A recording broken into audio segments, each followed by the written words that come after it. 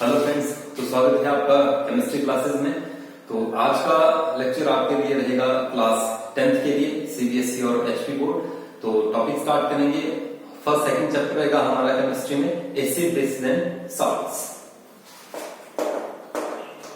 Acids bases and salts, ठीक है। तो इसमें फर्स्ट ऑफ ऑल हम स्टडी करेंगे एसिड्स के बारे में, ठीक है। एसिड्स क्या होते हैं, उनकी प्रॉपर्टीज कैसी हैं, ठीक है, और कौन कौन से एसिड होते हैं, स्ट्रॉन्ग एसिड क्या होते हैं और वीक एसिड्स क्या होते हैं, ठीक है। सबसे पहले बात आती है कि हाँ किस तरह से डिफरेंशिएट करेंगे कि एक एसिड और बेस में क्या डिफरेंस है, ठीक है। या आपके पास दो सॉल्यूशन दे दिए जाए तो आप कैसे डिफरेंशिएट करेंगे कि कौन एसिड है और कौन बेस है, ठीक है। तो एसिड और बेस में फर्क पता करने के लिए हमारे पास कुछ स्पेशल कंपाउंड्स होते हैं, ठीक है। नेचुरल भी होते हैं और सिंथेटिक भी होते हैं, जिनको हम बोला करते हैं इंडिकेटर्स, ठीक है। इंडिकेटर, ठीक है। तो इंडिकेटर क्या हो गया, वो सब्सटेंस जो हमें किसके बारे में बताएगा, एसिड के बारे में या तो बेस के बारे में, ठीक है। अब ये इंडिकेटर आपके मैंने बताया नेचुरल भी होते हैं और सिंथेटिक भी होते हैं, ठीक है। सबसे पहले हम बात करें इंडिकेटर में, सबसे पहला आपके पास आता है ब्लू लिटमस, ठीक है। या आप सिंपली बोल सकते हैं लिटमस सॉल्यूशन, क्योंकि एसिड के बारे में बताता है और बेस के बारे में बताता है, ठीक है। तो लिटमस क्या होता है, लिटमस एक पर्पल कलर की डाई, ठीक है। पर्पल कलर की डाई होती है, ठीक है, जिसको हम एक्सट्रैक्ट कहां से करते हैं,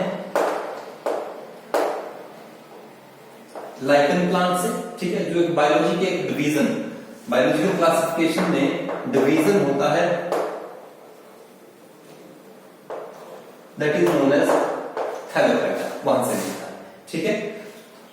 litmus solution, it is a purple colour dye which is obtained from lichen plant and that belongs to biological division thallophyta, ठीक है। अब हम बात करेंगे एसिड और बेस में किस तरह से ये डिफरेंशिएट करता है, ठीक। तो आपने ध्यान रखना है कि acids turns blue litmus to red and bases turn red litmus to blue। Acid के साथ लिटमस ब्लू लिटमस को रेड में बदल देगा और बेस रेड लिटमस को किस में, ब्लू में बदल देगा, ठीक है। अब ऐसे कौन से सब्सटेंसेस हैं, देखिए कुछ सब्सटेंसेस एसिड भी होंगे, कुछ आपके बेसिस भी, ठीक है। अब एसिड में है जैसे आपका विनेगर आ गया आपके पास, लेमन जूसेस हैं, ऑरेंज है, टैमरिंड बोलते हैं आपके इंडिको, ठीक है। साथ साथ बेसिस में आ गया आपका बेकिंग सोडा, बेकिंग सोडा है आपका NaHCO3, इसका फॉर्मूला होता है। वॉशिंग सोडा सोडियम कार्बोनेट होता है, जिसमें 10 वाटर मॉलिक्यूल्स होते हैं। साथ ही साथ आपका बेसिस में आ जाएगा कुकुम्बर एक्सट्रैक्ट और लौकी एक्सट्रैक्ट, ठीक है। तो ये चीजें हैं, जैसे एसिड हैं, ये सब्सटेंसेस एसिड्स होंगे, ये बेसिस होंगे। लिटमस आपका एसिड क्या करेंगे, ब्लू लिटमस को रेड में बदल देंगे और बेसिस रेड लिटमस को ब्लू में बदल देंगे, ठीक है। इसके बाद हम बात करें और इंडिकेटर्स की।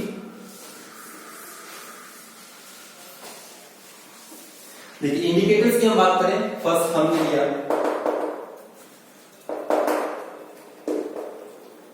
इंडिकेटर न्यूट्रल मीडियम में कैसा कलर बताएगा, ठीक है। एसिडिक मीडियम में कैसा कलर बताएगा और बेसिक या एल्केलाइन में कैसा कलर बताएगा। फर्स्ट ऑफ ऑल इंडिकेटर है आपके पास, इसी को ले लीजिए आप लिटमस। लिटमस देखिए न्यूट्रल मीडियम में लिटमस आपका पर्पल कलर देता है। एसिड में कैसा कलर आ जाएगा, रेड, और बेसिस में कैसा कलर आ जाएगा, blue. Next indicator is फिनोल्फथेलिन।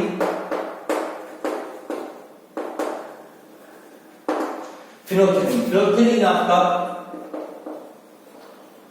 Neutral medium में कलरलेस होता है।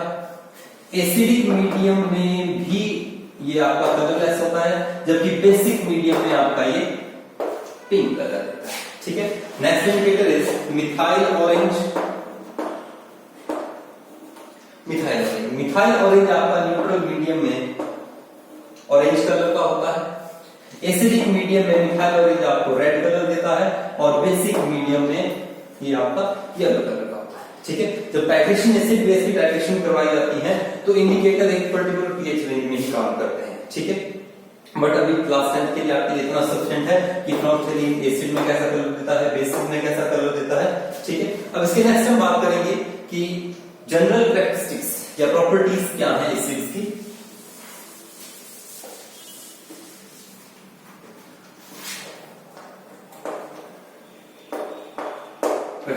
फर्स्ट वन आ गया आपका सार। तो एसिड कैसे होते हैं, इसमें खट्टे होते हैं। दूसरी हम बात करें नेचर, कोरोसिव होते हैं। अगर आप एसिड को टच कर लेते हैं, स्ट्रॉन्ग एसिड को, तो जलने के चांसेस है। It means acid are corrosive in nature. ठीक है, नेक्स्ट थर्ड इंपॉर्टेंट है हमारा, that is reaction with metals. Acid के मेटल के साथ किस तरह के रिएक्शन होता है। ठीक है, देखिए अगर हम जिंक का रिएक्शन करवाते हैं HCl के साथ, तो आपके पास बन जाएगा ZnCl2, हाइड्रोजन निकल जाएगी। जिंक का ही अगर आप सल्फ्यूरिक एसिड के साथ करवाते हैं तो जिंक सल्फेट और हाइड्रोजन आपके पास निकल जाएगी। ठीक है, इसी तरह से और आप ले सकते हैं मैग्नीशियम HCl के साथ करवाइए,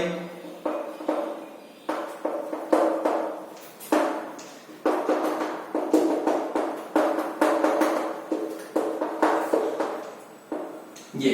तो आपने ध्यान रखना है कि एसिड मेटल के साथ जब आप रिएक्शन करवाएंगे तो आपके पास उस पर्टिकुलर मेटल का सॉल्ट बनता है। ठीक है, जिसमें केटायनिक और एनायनिक दोनों स्पीशीज होती हैं, और साथ ही साथ आपके पास यहाँ पे हाइड्रोजन गैस इवॉल्व हुआ करती है। याद रखना आपने कि एसिड मेटल के साथ कौन सी गैस लिबरेट करते हैं, हाइड्रोजन। ठीक है, नेक्स्ट रिएक्शन की बात करेंगे, fourth one,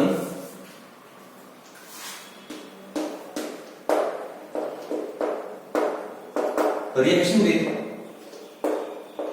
carbonate and bicarbonate. ठीक है, कार्बोनेट आयन होता है आपका CO3 2 नेगेटिव, जबकि बाइकार्बोनेट होता है HCO3 1 negative.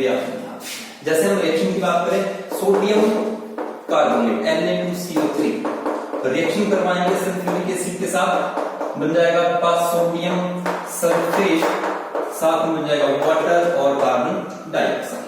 Similarly sodium hydrogen carbonate या सोडियम, ये आपका सोडियम बाइकार्बोनेट है, दिस इज सोडियम कार्बोनेट। ठीक है, तो इसका रिएक्शन जब आप करवाएंगे सल्फ्यूरिक एसिड के साथ तो बन जाएगा Na2SO4 सिमिलर मैनर में। ठीक है, सो Na2 यहां पे बनेगा, सॉरी ये बनेगा आपका, या आप HCl के साथ इसका रिएक्शन करवा लीजिए, ये सल्फ्यूरिक एसिड का, तो बन जाएगा आपके पास NaCl plus H2O and CO2। ठीक है, सिमिलरली और आप कार्बोनेट कंसीडर कर सकते हैं, जैसे कैल्शियम कार्बोनेट। कैल्शियम कार्बोनेट का अगर आप रिएक्शन करवाएंगे HCl के साथ तो बन जाएगा आपके पास CaCl2 plus H2O and CO2। यहाँ पे क्लोरीन 2 है, तो आप इसको बैलेंस कर सकते हैं। ठीक है, अब यहीं पे क्वेश्चन आता है आपको, अगर लाइन वाटर आप लेते हैं, लाइन वाटर होता है आपका कैल्शियम हाइड्रोक्साइड। अब कैल्शियम हाइड्रोक्साइड से में जब आप कार्बन डाइऑक्साइड पास करवाते हैं, ठीक है, तो आपके पास एक व्हाइट कलर्ड सॉल्यूशन बनता है या एक मिल्की सस्पेंशन बनता है, that is calcium carbonate and water. ये आपसे एग्जाम में मेनली पूछा जाता है। ठीक है, कि this is the milky suspension. ठीक है, तो ये क्लियर हो गया आपको कि reaction with carbonate and bicarbonate कौन सी गैस लिबरेट होती है, कार्बन डाइऑक्साइड। क्लियर हो गया। इसे नेक्स्ट प्रॉपर्टी की हम बात करते हैं,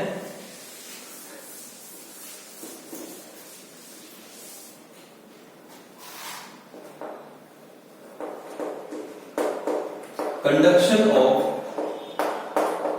इलेक्ट्रिसिटी। इलेक्ट्रिसिटी एसिडिक सॉल्यूशन किस तरह से कैरी करता है। ठीक है, तो देखिए जब हम वाटर आप कंसीडर करते हैं H2, ठीक है, एसिड है, आप जैसे आप HCl ले लेते हैं, ये आपका H पॉजिटिव देता है और Cl नेगेटिव देता है, या आप सल्फ्यूरिक एसिड लेते हैं, ये आपको 2H पॉजिटिव देता है और सल्फेट आयन बनता है। तो एसिड्स क्या हैं आपके, जो H पॉजिटिव देते हैं, H पॉजिटिव आपका स्मॉल साइज आयन है।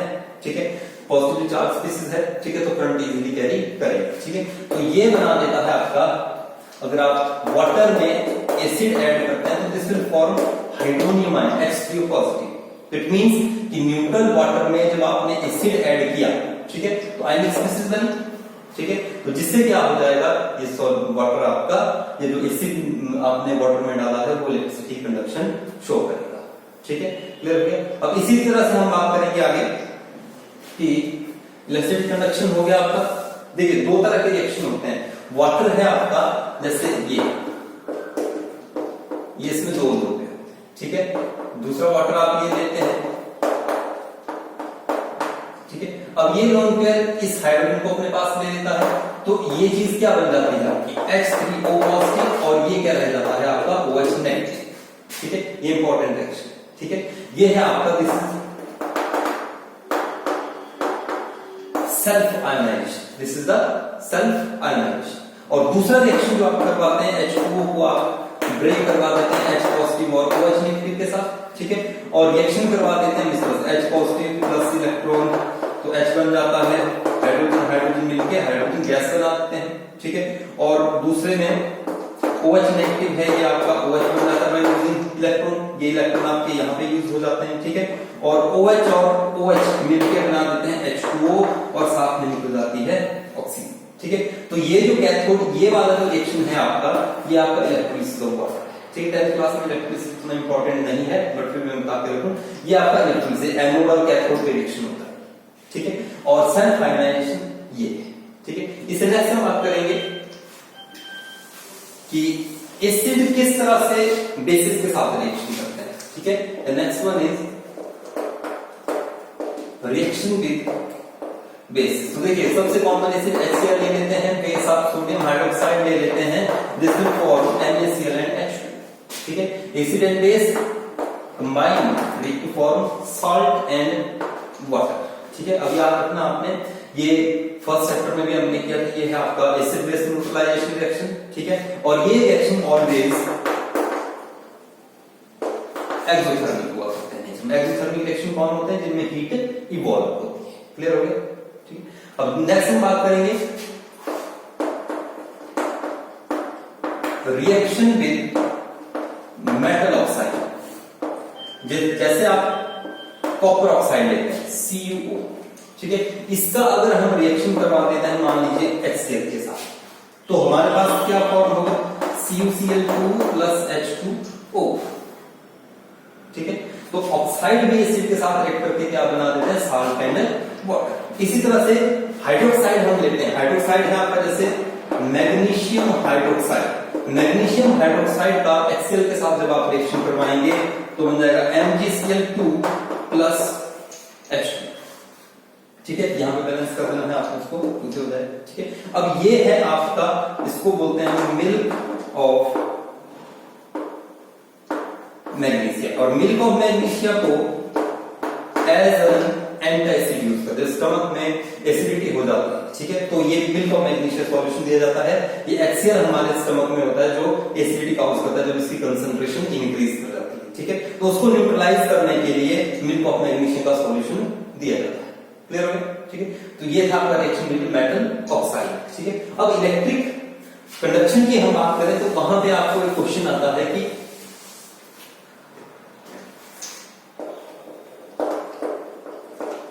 Rain water conduct electricity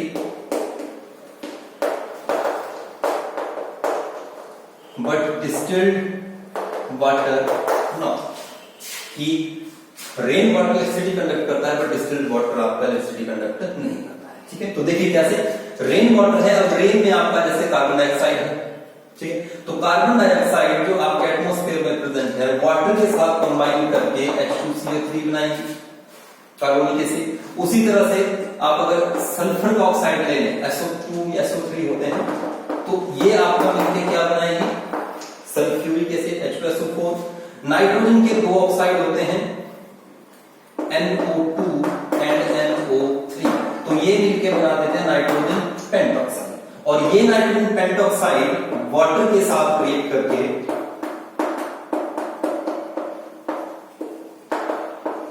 HNO3 बनाता है, ठीक है। तो तो ये आपका नाइट्रिक एसिड है, सल्फ्यूरिक एसिड है, कार्बोनिक एसिड है, ठीक है। अब ये एसिड किस तरह से एनालाइज करते हैं आपके, H2CO3 है, ये आपको दे देगा H positive and HCO3 negative, sulphuric acid, nitric acid, ये तो ये सारे एसिड आपको क्या दे रहे हैं, H पॉजिटिव दे रहे हैं, मींस इलेक्ट्रिसिटी कंडक्ट करेंगे। क्लियर हो गया। अब दूसरी ओर हम बात करें distilled water. Distilled water is